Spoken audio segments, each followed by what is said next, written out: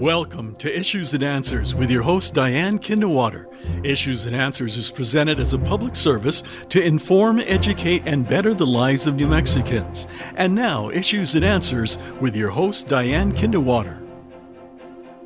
Welcome to the program. I'm Diane Kinderwater. Well, you've heard the mantra, we can't escape two things in life, death and taxes. Or can we? Or can we escape them without going to prison? On the show today, we're going to talk about preparing for our 22 taxes, which are paid again by April 15th of 2023.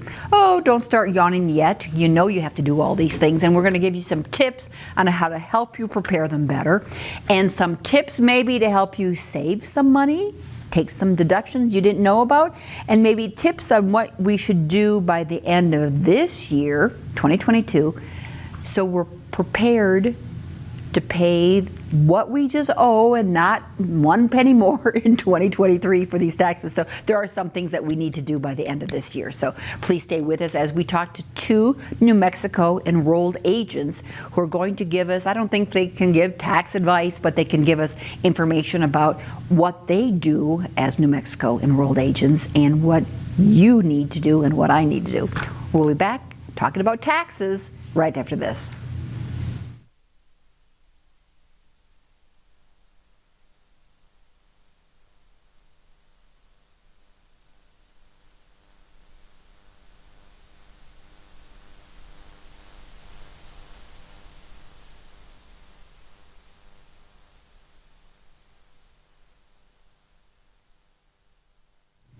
Okay, so we know we can't escape paying our taxes or death, but we can make our pain of our taxes less deadly if we do some things right, do some things now to help us in the new year in 2023 as we have to pay those taxes.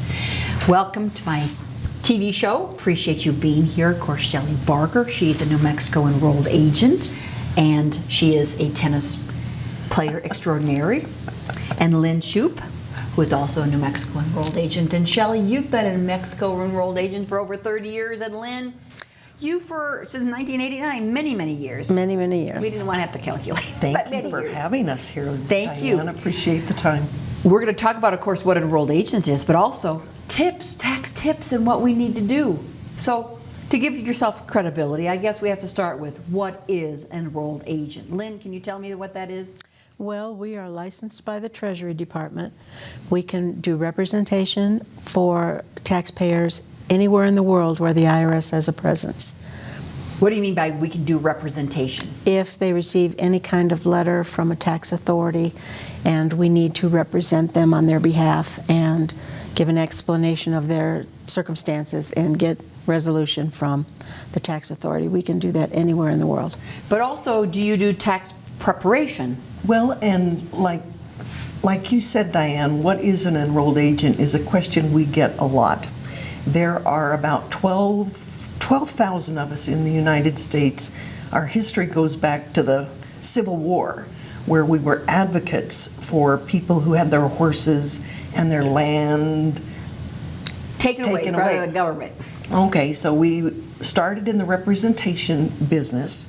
But now we do tax preparation. But you're also representing the New Mexican, the American. Well, if the taxpayer gets in trouble with IRS letters or New Mexico letters, we are there to help, represent them to help. To the U.S. Treasury. Right. That's where we write our checks to pay our taxes, unless you get a refund, but you're still paying because they've taken it out. That's what's one thing always makes me smile, not smile, gets me upset.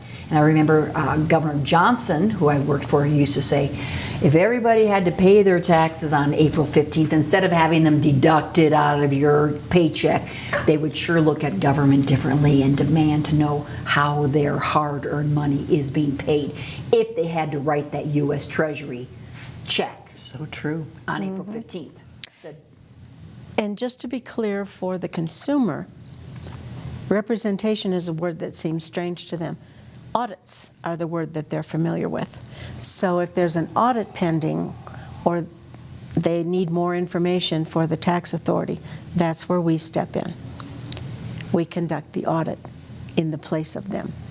What do you mean in place of the audit In place of who? The taxpayer.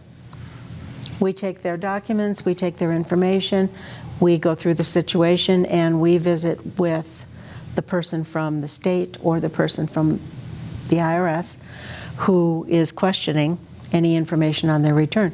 That way they don't have to. It's like a person getting a lawyer for a situation. Not that we're lawyers or practice law in any way, but we're the liaison. We're the person in between. If you get in trouble, Diane, and give us permission to represent you, then you don't have to talk to the IRS or the government, the New Mexico government. We will do that for you. As enrolled, and you receive training from the U.S. Treasury Department?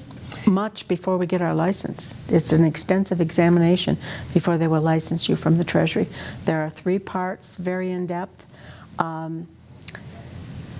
And all of us are very proud when we do that. We have a lot of continuing education that we have to keep up with. We have more than 30 hours a year. Well, and also remember, our credential, we abide by what is called Circular 230, as do attorneys and CPAs, enrolled agents. So we are sort of at that par for representation. I don't know what 230 is. Circular 230. What is that, Shelley? It is a government document that gives us, that mandates our responsibilities and duties to the taxpayers and to our credential. Why in the world did you become an enrolled agent, Shelley Barker? Diane, I love what I do. What's that saying? When you find What you do, you don't pay work a day in your you'll never life? work another day in your life. I am there.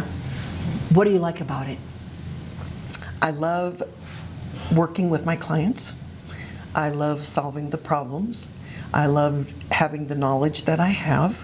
What do you think, Lynn? What do you like most? I think there's a great deal of pleasure in simplifying the tax system for the taxpayer who is basically lost in the mire of all the rules and changes and obligations, and everybody's case is individual, and we're able to sort through that and sort of simplify it for each person. It's quite a challenge, though, isn't Well, it? and understand, you know, there's literally no one, there are very few people that can prepare their own tax returns without the help of a software program. Our rules are just too convoluted and complex. That's true. And of course, there is a fee for your service. You are certified, licensed by the U.S. Treasury, but to receive your service, the individual pays for that service. It's not paid Yes. for by the government. Correct. Correct. Okay. How is payment? How do they calculate payments? By the hour, by the complexity? I think that can vary. I personally charge by the forms that are needed, not by the time that is involved for me. So if someone has a tax return that just has a W-2, that is certainly less expensive, less costly than someone who has a business or a rental, anything like that. So by form. How about you, Lynn? I also charge by form. We are regulated by Circular 230 as to how we can charge. And the reason I say that is for consumer protection. If they sit down with someone who's preparing their tax return and they're charging on a contingency basis, it's called in Circular 230, but basically saying, you know, if you get a $500 refund, I get 20% of it, or 10%. That's not allowed. So it's By you, by enrolled agents, but by other Lawyers, accountants either. Yes, Right. Oh, I never heard that was so. So, you know, it just to caution Yes. consumers, you know, most people in the profession charge either by the form or by the hour. And the form, I feel, and the reason I charge by the form is there's a little more clarity to it. If I was charging by the hour, you know, Yeah. it gets a Okay. little bit grayer. So you shared with me that a lot of the changes come across in November, even as December. We're taping this program in December. So the changes for 2022 that we have to pay in 2023 aren't even known yet. Some of them are not known, which makes it difficult for people to prepare. But there are 2 things that people need to keep in mind when they prepare for the next tax year. If they've had any life circumstance that changed, they need to start preparing before the next year comes. So that's before December 31st. That's what we want to, now, thanks for sharing what enrolled agents are. We want to get into what we need to do now to prepare in the next few weeks before it's too late. And there's some things we can do in the next year, but what do we need to do now? There are things that you can't collect right now because they're not issued.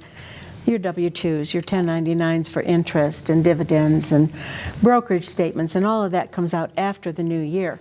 But if you had a new baby in your home, then you have to make sure you have a Social Security number for that baby before the end of the year to add them to your tax return. If you've had a marriage or divorce, you should visit with your tax advisor, tax person, to find out how that will impact the changes on next year's tax return.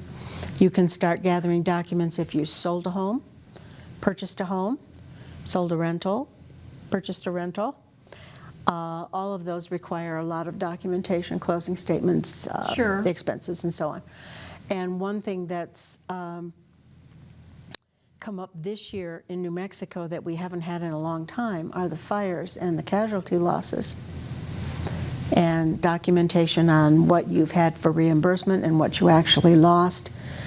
So we need to get that done, Shelley, before the end of this. Since we actually had a presidentially declared disaster area, Colfax County, let me think about that, Lincoln, Mora, San Miguel, and even Valencia County had were affected by the fires. And there's a casualty and loss form that they could possibly use on their tax return, especially if the insurance didn't reimburse them adequately. So like Lynn is saying, there's a lot of things to gather, all of the documents that they need to That's gathering. Some of that gathering can still be done in the new year. Yes. But that Social Security needs to be gotten this year for that new child. for the new baby. I imagine, I just wrote a couple lists down, paying your property taxes. Of course, they were supposed to be paid, November 3rd or December, by December 10th. 10th.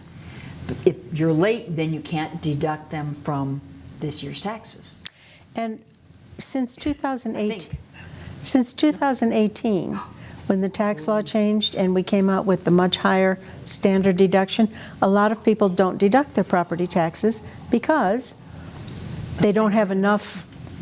The standard deduction is higher. Oh, geez, $5,000 standard, I forgot about that. But there's a misconception there that they're losing out because they can't itemize, which is not the case, because the standard deduction, being as high as it is almost like a gift of coverage.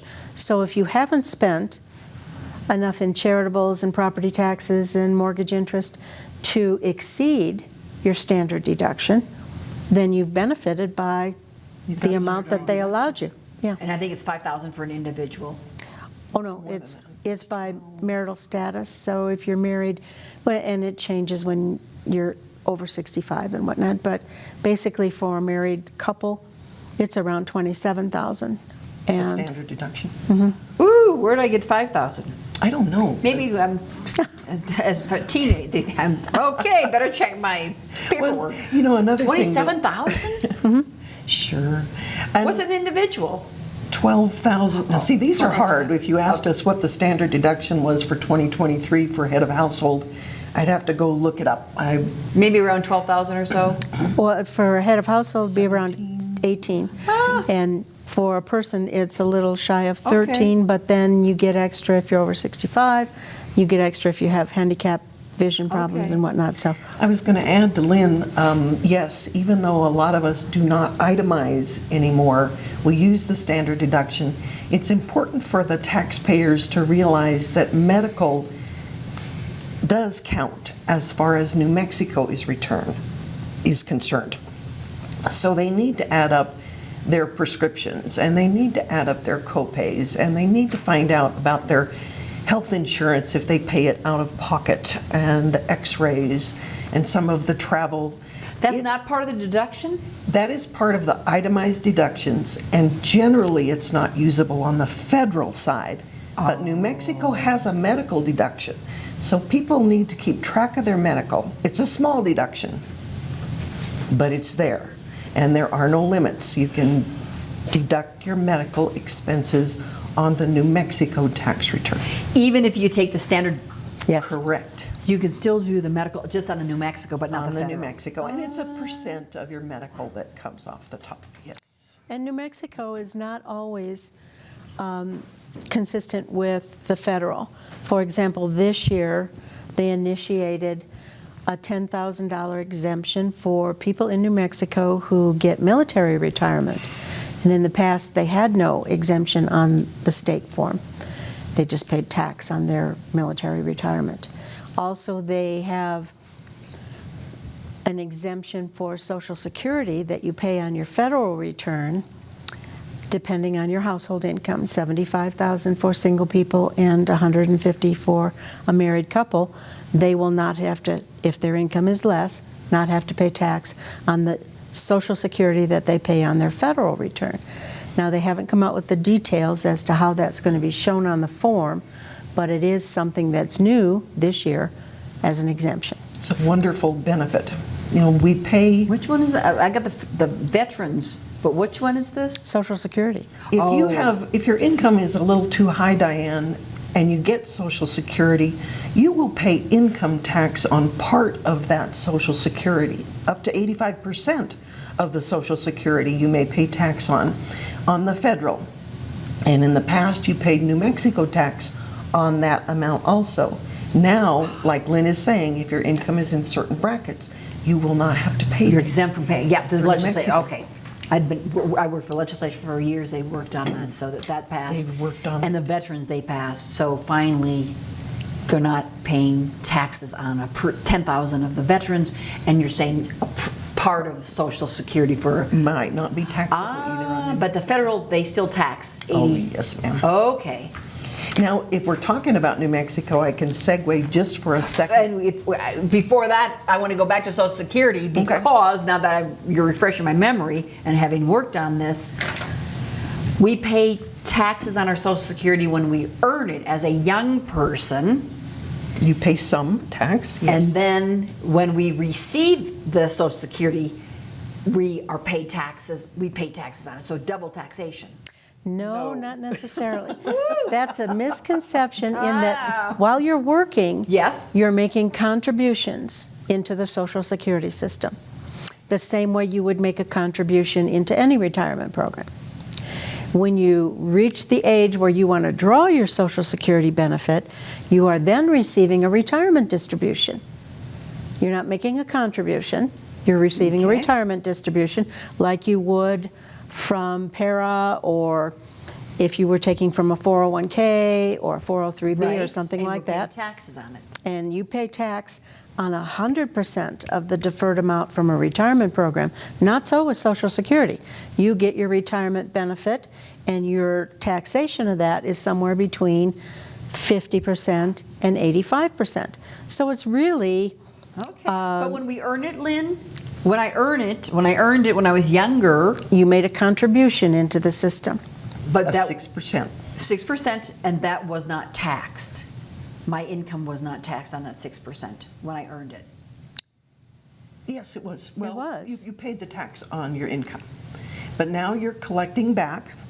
And another, to add to Lynn's analogy too, I'm taking Social Security, and I will probably get much more out of Social Security than I ever contributed, because I intend to live To 150. to 150. Yes, exactly. You gotta live that long to get the money back, right? No, it doesn't take long to get the money.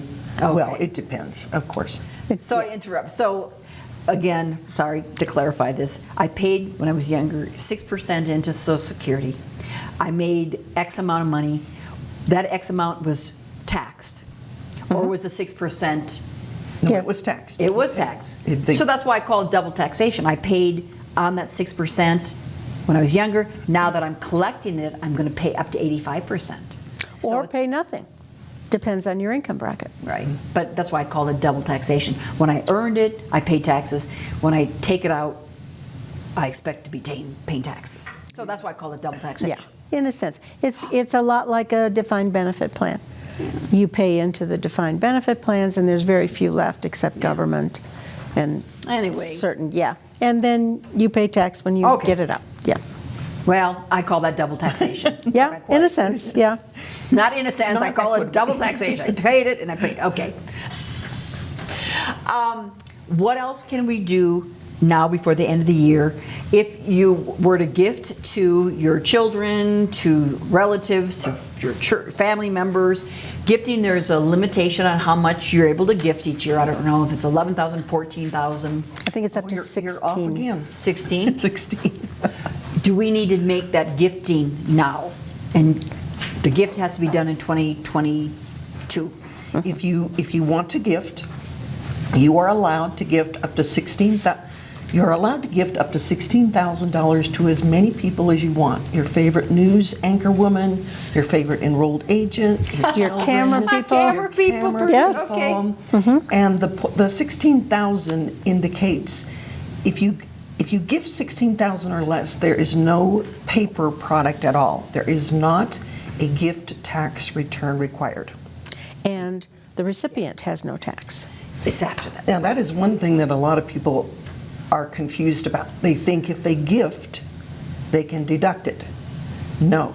If you gift to your favorite cameraman, you cannot deduct that 16,000, but the cameraman does not pay tax on the 16,000. They don't have to declare it on their taxes. Right. Unless it's over, if it's 25,000, does the recipient have to declare that? No. Just have to do paperwork. There's a paper. Oh, And the reason for that is it extends out to the end of the day, and that amount that's been gifted in the form you filed prior to your death becomes subtracted from the total of your estate when they're looking at whether or not you're going to pay estate tax.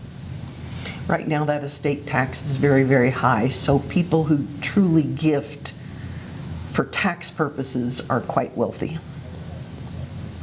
Maybe that's an understatement, but For estate tax For estate purposes. purposes. Most people do it as an act of kindness, and they want to share with their children, friends, relatives while they're still living, rather than waiting till after they're gone. and while there's still value for the American dollar.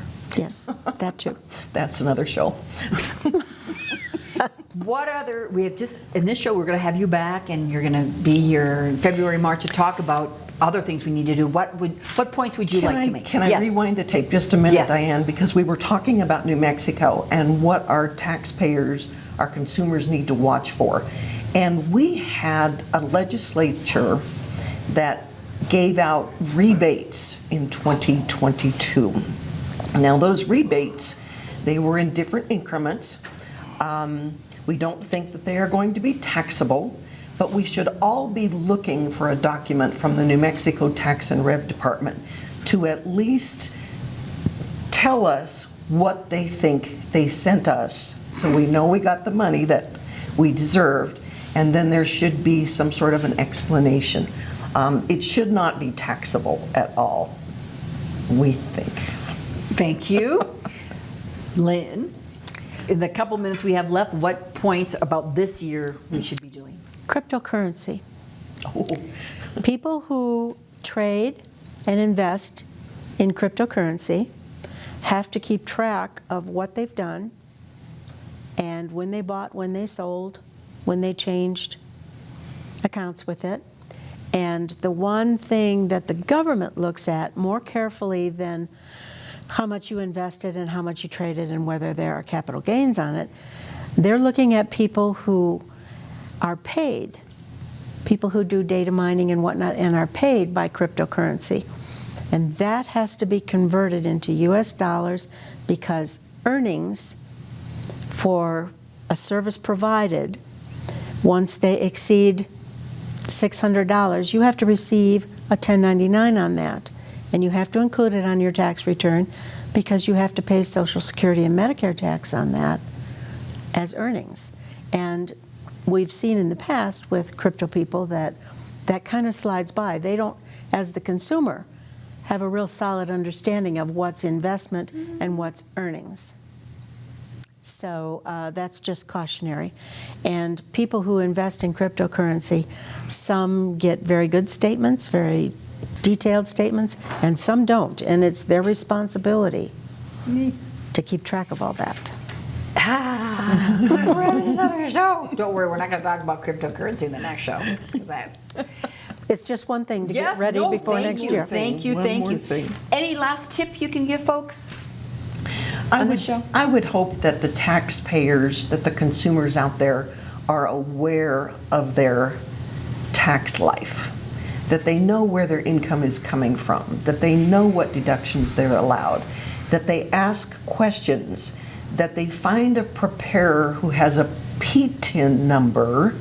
That means they have been registered with the IRS and they are going to charge a fee, get compensation for the preparation of the tax return. The consumer needs to know who is doing their tax return, the credentials they have. Add to this, help me out. You're doing great. I'm writing notes. Who is the preparer? Is the preparer willing to sign your tax return? Yes. Because all ethical preparers are required to sign the tax return. That's a question to ask. Especially if they are getting compensated for the preparation of the return. Yes. Willing to sign it. And the city of Albuquerque, for all tax offices and tax preparers within the city limit, not the outlying areas, but within the city limit, has an ordinance now.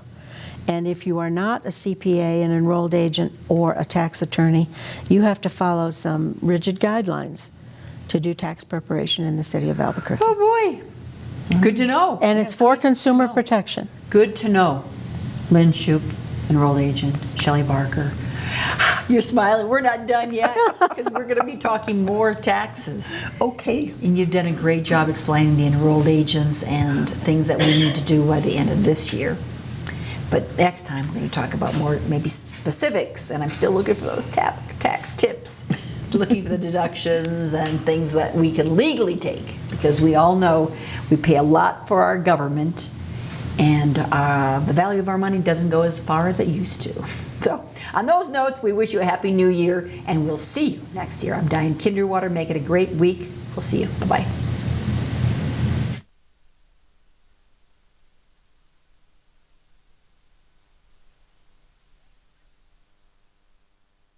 Issues and Answers with your host Diane Kinderwater is presented as a public service to inform, educate, and better the lives of New Mexicans. To comment on today's program or to purchase a copy of any Issues and Answers program, visit sunbroadcasting.org or call us at 505-345-1991.